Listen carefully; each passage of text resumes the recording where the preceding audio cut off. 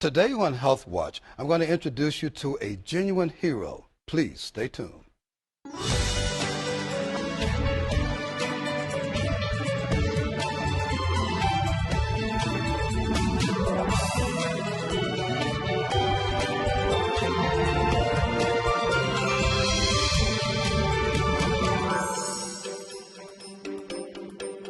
Hello, I'm Terrence Affer Anderson, and this is Health Watch. Like pretty much all of you, I'm sure, when I was a little kid, I had a superhero whom I idolized. As I was a Marvel Comics fan, I actually had many. There was Iron Man, the Hulk, the Fantastic Four, and others. But my most favorite was the Amazing Spider-Man. He was a hero archetype that, for me, and sometimes when I'm dealing with the enemy, my spidey senses still begin to tingle. Yet, as I grew and matured, it didn't take long to realize that comic book heroes are the stuff of fiction alone. But I did come to realize that genuine, true heroes do exist, and I have the great pleasure of introducing you to one today, a personal hero. No, she doesn't wear a cape. She doesn't leap across buildings in a single bound. She can't see through walls with her X-ray vision, but I've seen her do remarkable and extraordinary things that have left me humble and have caused me to love her even more. Love her, you say? Absolutely. You see, the personal hero I have the honor of introducing you to today is my sister Kathleen Anderson. Having for years been my father's principal caregiver before he passed in 1999, she assumed that same role for my mother and is indeed the family's hero. I'm going to elaborate in just a few, but first let me introduce my second guest today, another genuine hero, Edwina Wilson, affectionately known as Winnie, the CEO and founder of Kelly's Choice. As defined on their website, Kelly's Choice is a nonprofit organization founded on the premise that all children and adults have the right to live their best life, regardless of a mental or physical disability. The mother of 4 beautiful children, Winnie's daughter Kelly was diagnosed with cerebral palsy a few months after she was born. For 28 years, Winnie has managed her home, her family, a successful career, and just life in general while caring for Kelly. Kelly's Choice is staging a very special event on November the 15th, and we're going to tell you about that in just a minute. But first, let's share these ladies' remarkable stories. Welcome to Health Watch. Thank you. Welcome to Health Watch, Kathy and Winnie, 2 of my favorite people. Yeah, I really appreciate you coming on to the show here. And Winnie, I want to start with you. You cared for Kelly for almost three decades. Did you fully appreciate what that meant, the journey that you were about to embark on when you got that diagnosis? Appreciate? No. I didn't even know what to expect at all. I didn't know any history about it, no information about it. I didn't know what the future would lead. All I knew was I had a little girl, pretty little baby that I had to take care of, and I knew I had to do it to the best of my ability. And that's what I did. Of course, there wasn't the internet back in those days, right? Of Where course you it could just go wasn't. and Google it and see what it was. No, it wasn't that easy. Did you ever question whether or not you were up to the task? No, I didn't at all.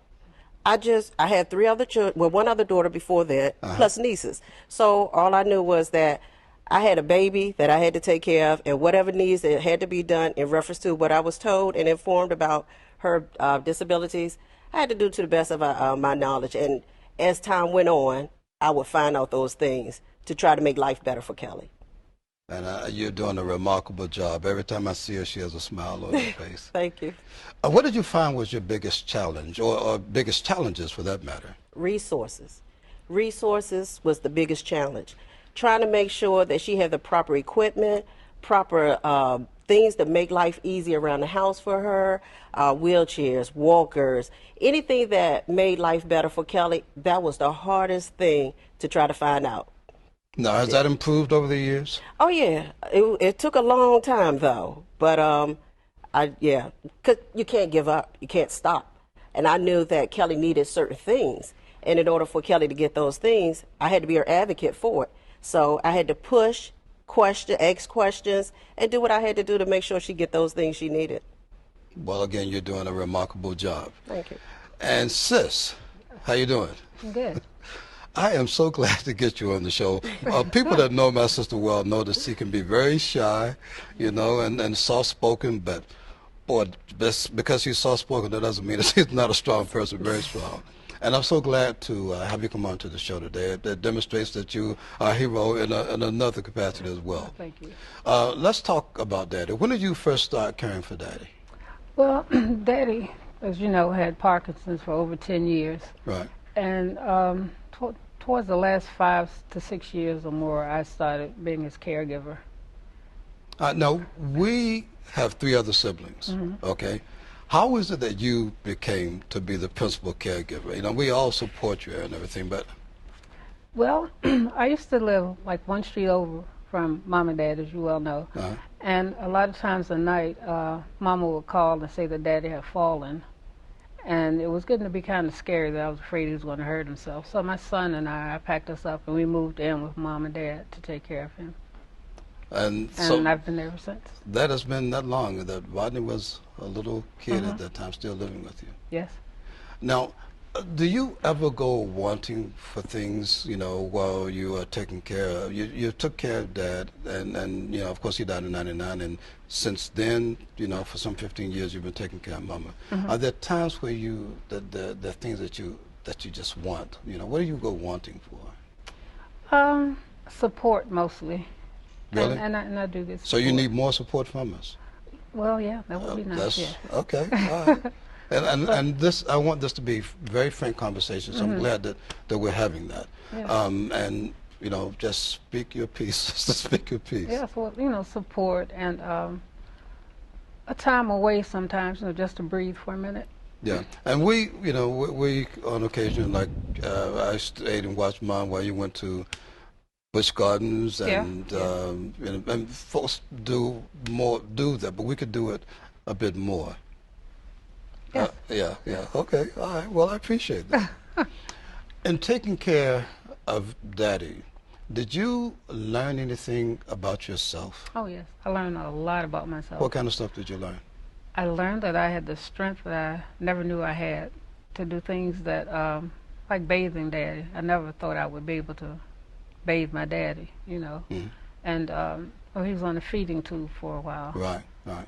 And I had to learn how to unclog the feeding tube when it got clogged up, and how to suction out his mouth. It's just things that I just thought I would never ever have the strength to do. But you know, God provided me with what I needed. And those things made you stronger because you were doing different things. You know, I firmly believe that if people live long enough, they go from being a very dependent infant to being a dependent adult. That's right. And you had to do a lot of things beyond just bathing him and the feeding tube and so forth. You know, the whole the pens thing. You know. Oh yeah. And you had to do that with maintaining his dignity. And of course, we all, you know, pitched in with that. But you were the one that did it on most every occasion. Yeah. I did. Love you to death. What did you find was your greatest challenge caring for Daddy? Just making sure I got everything right and that he was comfortable.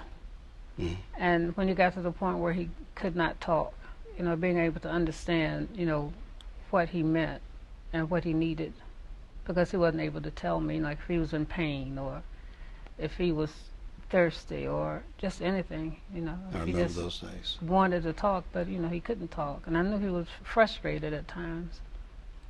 But, well, you know, with Daddy's Parkinson's and the heart condition and so forth that he had, and Mama's own illness with the diabetes and the eye infection and hypertension and so forth, was caring for Daddy, obviously it had to be much different. Caring for Daddy any different than caring for Mama? Oh, a lot different. Daddy was confined to a bed, you know, in his last years. Right. And like as I said, he was tube fed and you know, have to suction his mouth out. Whereas Mama, she was up until about a month ago was able to be a lot mobile. She would go to the senior center and we go out for rides and go to the movies and go in the Spirit of Norfolk and do a lot of, you know, various things.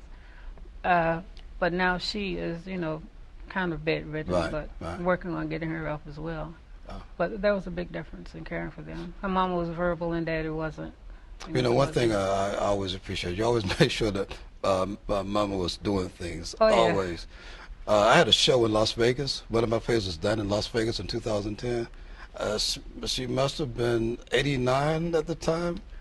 89, 88, 89, 89. jumped on a plane and flew out to Las Vegas. Yes. And my sister takes great care of her. Now, we've obviously established that you're a very caring person, and your role, of course, is very demanding as well. People that care for their loved ones, most often, they are not compensated. They do it out of genuine love, as the both of you. Can you give us some insight as to what kind of numbers that we're talking about, or just any frame of reference of the number of people that are family caregivers out of love and simple necessity? Well, that's a great question because recently I've been doing a lot of research on statistics and family caregivers because over the past few months I've been running into a lot of caregivers that some are getting paid and some are not getting paid. And those that's not getting paid, their first answer is, I love my parents or I love my sister or whomever they're taking care of. Some even have a big enough heart to even go get an individual that needs somebody else and bring it to their home and take care of them. So I started doing some research on that because I really wanted to know, what is the statistics on that? Is it some out there? And it is. Unpaid caregivers provide an estimated 90% of long-term care based on the CDC, which is the Center for Disease Control. Statistics for 2008, the majority, about 90% for long-term. 83% of those are family or friends providing for not getting paid. 90%, and it's incredible. Yes, it's a big number. It's a big number. And a lot of those people, they neglect their own care in terms of taking care, to take care of their loved ones. Any thoughts on that? And I know it's a bit, but I mean, both of you have probably done that yourself. I know you have. Yeah. I mean, because when you're like my daughter, she needs full care. We have to do everything for her. She talk a lot. She can talk. I need to ask Mr. Wilson, does she come by that honestly? Yeah. Okay. She talks and she feeds herself to a certain extent. But for the majority, we have to do everything for Kelly, from bathing her to dressing her, all those things, washing her hair, do all those things. We have to do all of that. And we tend to put our focus more so on the individual we're taking care of, so we neglect ourselves a lot. Right. As far as even going to the doctors and so forth like that, we tend to just put ourselves back, making sure that individual is fully taken care of. So, and I know for sure I'm not the only one that could sit here and say that. Right.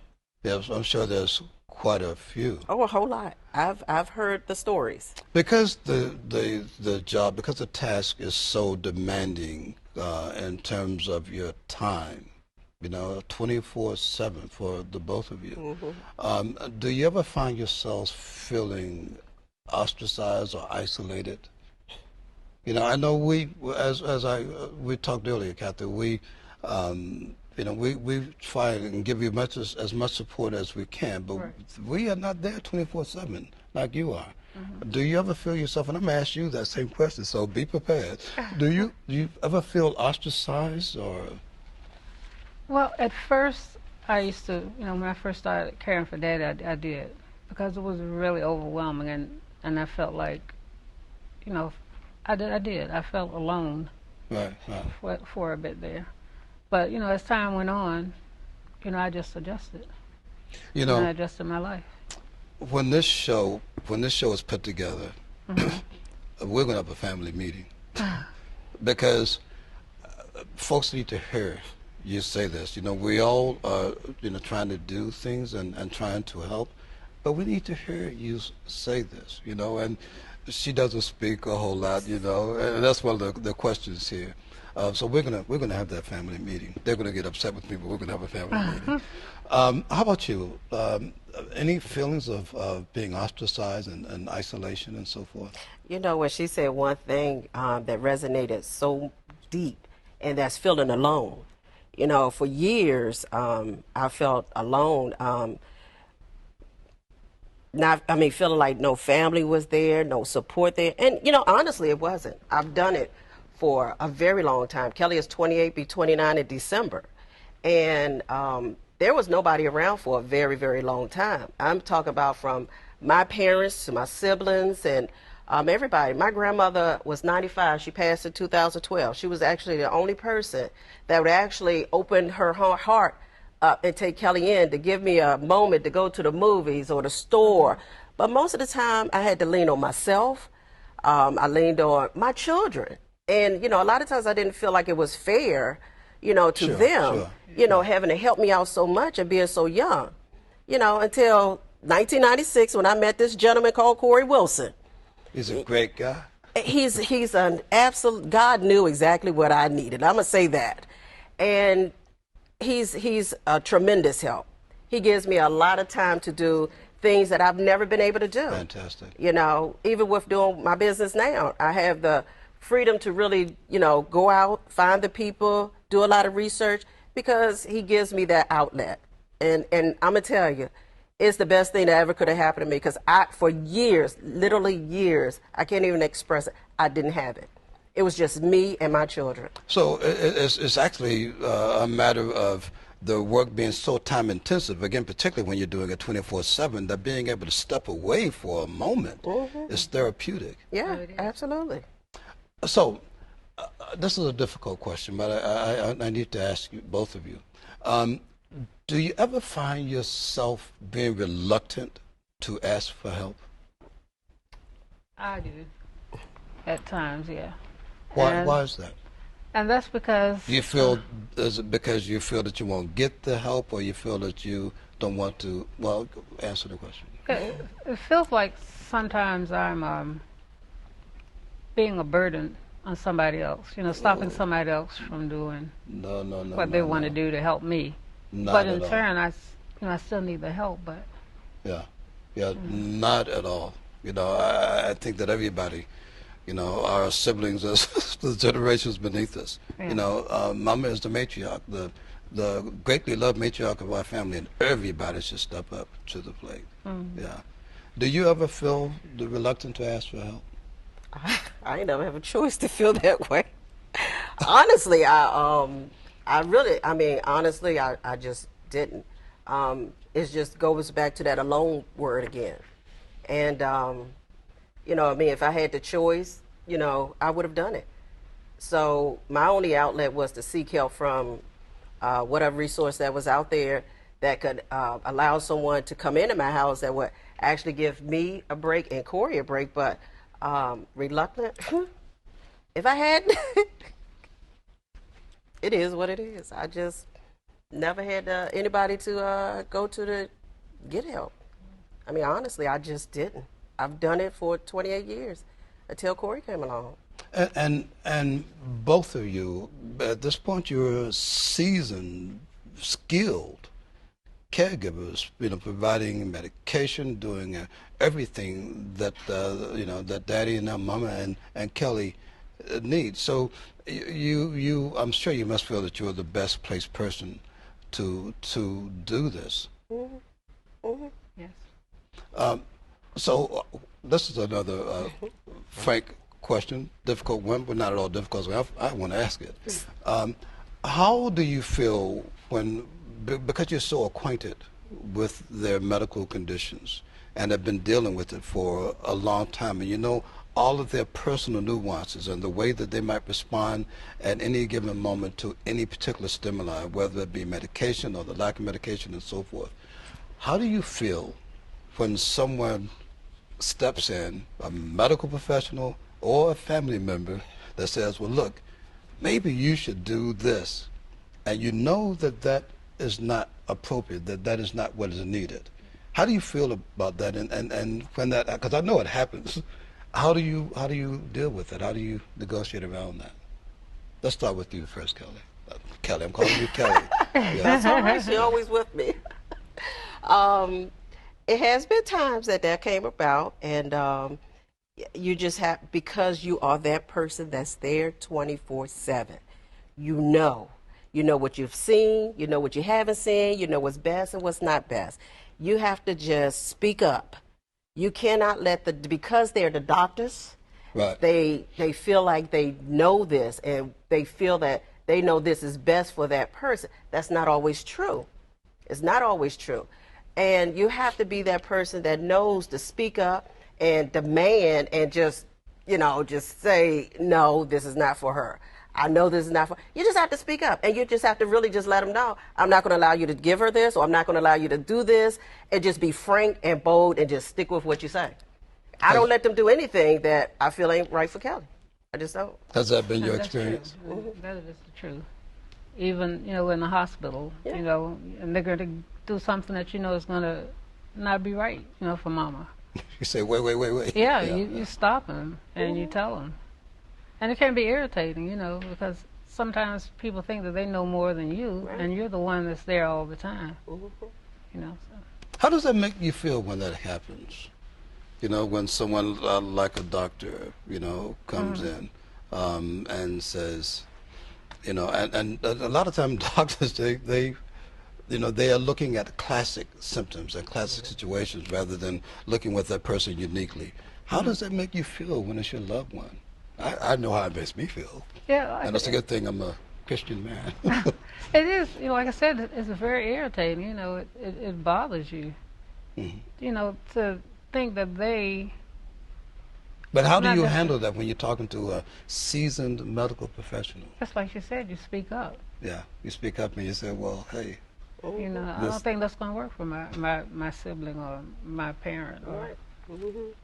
Yeah, and again, I say my sister is very soft-spoken, but don't get on the wrong side. Particularly when it comes to, and the entire family is like this, particularly when it comes to a loved one. I'm going to keep referring to my notes here. And we talked about this, we alluded to this earlier for both of you.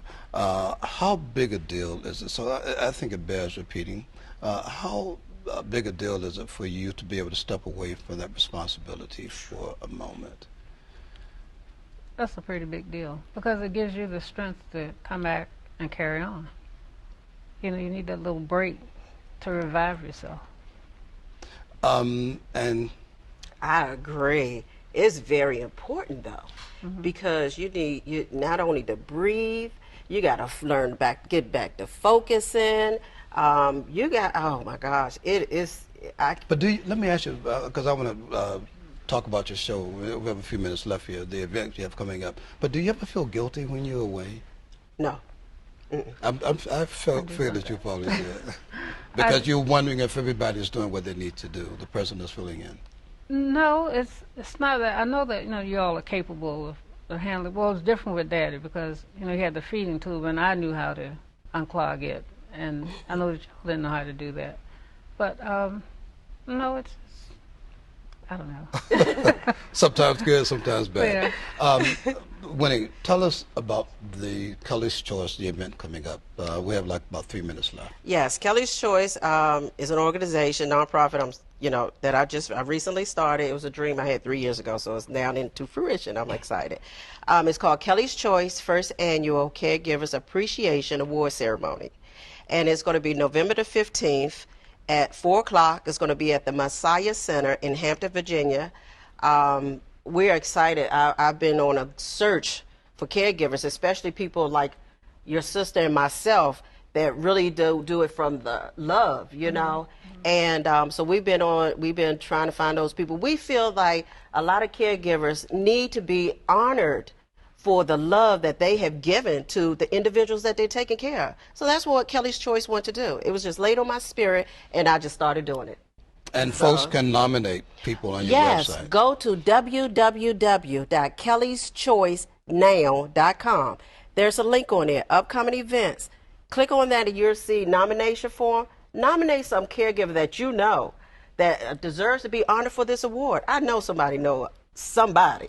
With all of the people out here that are stepping up to do this, to assume this role, and I mean, you're giving your own life, putting your own life in the back seat. Yeah. So again, folks that do that to me are really truly superheroes. That's why I wanted to introduce the show that way today. I want to thank you both so very much for joining us today. I'm honored. And Thank you. I am too. I'm really honored. Well, I've been after my sister for a while to do something. I can get her to perform on stage and sing in the background, you know, but this is the first, and I appreciate that. Thank you. Just give that contact information one more time for the Kelly's Choice. What is the website? It's www.kellys, Kellys, choice, now.com. Okay. Again, ladies, thank you so very much for joining us today. Thank you. And Thank you. I will Thank you see for having you later. Absolutely. And we want to thank you for joining us for this edition of Health Watch. Remember, if you have any questions about the show, you can visit us online at www.norfolk.gov/healthwatch. If you like, you can give me a call at 757-683-8836. My email address is terrence.afra-anderson@vdh.virginia.gov. Thank you so very much for joining us on Health Watch, and we hope to see you in the near future. I'm Terrence Afra Anderson, and this has been Health Watch.